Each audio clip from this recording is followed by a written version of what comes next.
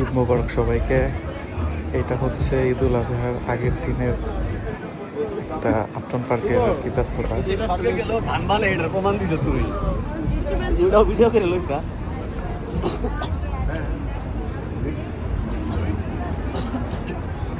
তবে রোজার ঈদের মতো অতটা আর কি ব্যস্ত না, তারপরেও আর কি যতটুকু এখন বাজে এখানকার সময় 11:30 মতো বাজে, তারপরেও মোটামুটি ব্যস্ততা আছে, বিশেষ করে বাঙালি সবগুলোতে স্টিল নাও সবাই শপিং করতেছে।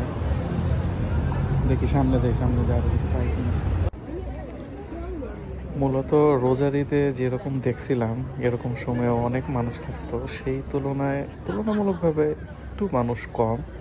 তারপরও মূলত আসলে ঈদটা আসলে এই দেশের মনে হয় যে মেয়েদের জন্যই, মানে প্রত্যেকটা মেয়ে এখানে ওই যে মেহেদি নিয়ে বসে, এক্সট্রা একটা ইনকাম।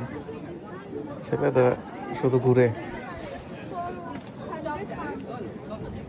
সব জায়গাতে 5 পাউন্ড 10 পাউন্ডের বিনিময়ে আর কি মেহেদি পরায় দেয়।